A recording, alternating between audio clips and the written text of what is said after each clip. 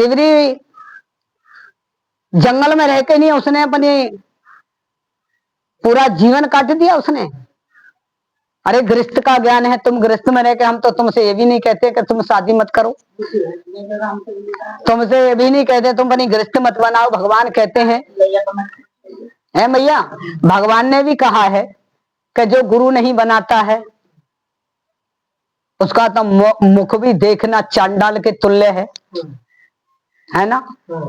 भगवान भी कहते हैं बिना गुरु नुगरा ही होता है, बिना गुरु कोई रहता है मनुष्य तो नुगरा ही होता है। और नुगरा तो खोटी करेंगे, नुगरा चुगली करेंगे, सुनेंगे।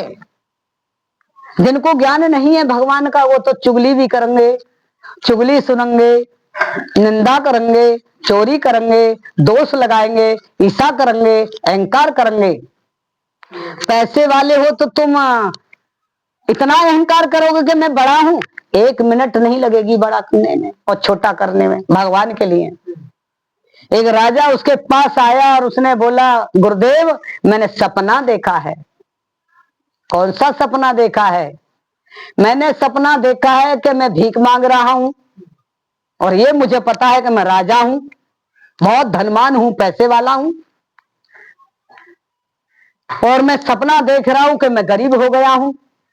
तो राजा ये सच का ये सच? गुरु ने कहा ना ये सच ना ये सच, गरीब होने में भी देर नहीं लगेगी, भीख मांगने में भी, और राजा होने में भी देर नहीं लगेगी। ये भी सच और ये भी सच। अहंकार से राजा मत बनो, अहंकार से ये मत कहो कि हमारे तो इतने इंसान हैं। जैसे उन्होंने बताई 11 अक्षरणी सेना किसकी थी और 7 अक्षरणी सेना किसकी थी? कुंवरपाल सिंह। ऐसा मत करो कि हमारे इतने लोग हैं लड़वे में, हम इतने पैसे वाले हैं, मारा धारा है। अगर भगवान ने मतलब हम तुमको बनाया तो ऐसा बना दिया है कि नेक देरी में मार देगा, नेदर में जिंदा कर देगा, है भैया। नेक देरी में मार देगा, नेदर में जिंदा कर देगा। नहीं मारना मतलब बड़ा सहज का रख रखा है कि भी सहज में ही मार दो इंसान के लिए, पैसे वाले हो मार दो। मैया हाथ जोड़ के प्रार्थना है मेरी बेटियों और जो भी मेरी बात सुनो, अपने माता पिता की निगाह ऊंचे को रखो, नीचे मत कराओ। एक दिन तो तुम्हारा विवाह भी होगा। अरे मेरे बेटाओ अपने माता पिता को ऐसा मत सोचो, और मेरी माताओं बेटी बेटा को तुम समझाओ, जहां तक कोशिश करो वहां तक समझाओ, समझाने की कोशिश करो, जबकि ऐसा काम ना करें, समझाने की कोशिश करो। सत्संग सुन के नहीं अपने तक सीमित में मत रहो। बहू बेटी है, बहू बेटन के लिए है? अपनी बेटी समझो, बहुन के लिए अपनी बेटी समझो, और सासुन के लिए अपनी मां समझो। हमारी मां तो जब तक है, जब तक हमारी शादी नहीं हुई, जब तक हमारी शादी नहीं हुई जब तक हमारी माँ है। और जब सास के घर में आ जाते हैं तो फिर हमारी सासू माँ है, जो कुछ हमारा करेगी। अब देखिए मैया हमारा अनुभव है ये चीज का, सास किसी की गलत नहीं करती है, केवल बहू करती है, और बहू किसी का गलत नहीं करती है। मैं अनुभव कर चुकी हूं कि बस सास ही करती है। वेद वेद करती है, वेद उसमें भेद ले आती है, भेद। ये तो मेरी बहू है, अरे बहू ना मान के बेटी तो समझो। पति अपनी पत्नी को समझेगा जन कौन है, अरे उसको लक्ष्मी तो समझ ले, किसी घर की बेटी आई है? जब तक तू लक्ष्मी नहीं समझेगा तेरे घर में लक्ष्मी कहां से आएगी? है कहां से आएगी? लक्ष्मी आ जाएगी? दोनों प्राणी में मेल रहेगा तो लक्ष्मी आएगी।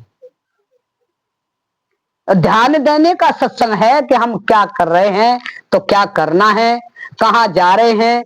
कपड़ा भी बदलने होते हैं, है?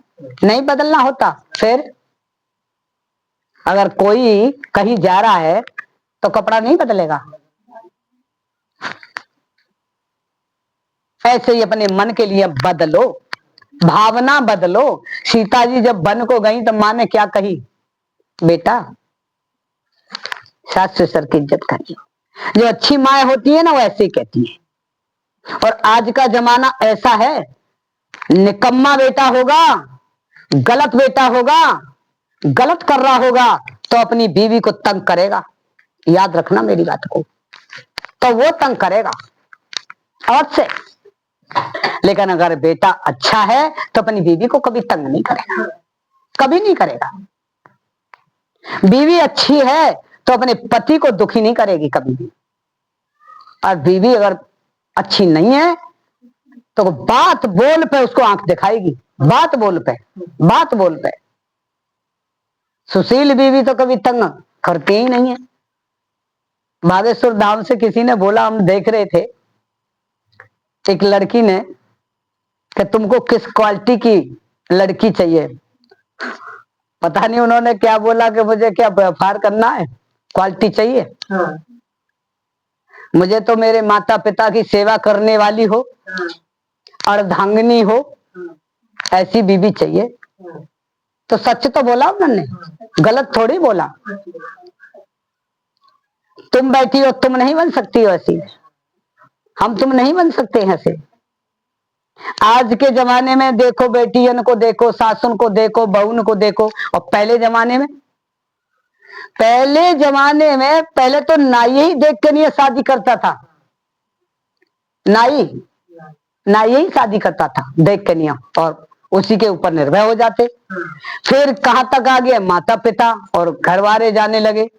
अब बेटी बेटा आने लगे स्वयं, और अब वो देखना दाखना बंद हुआ, जैसे मर्जी करी वैसे कर देता है भाई।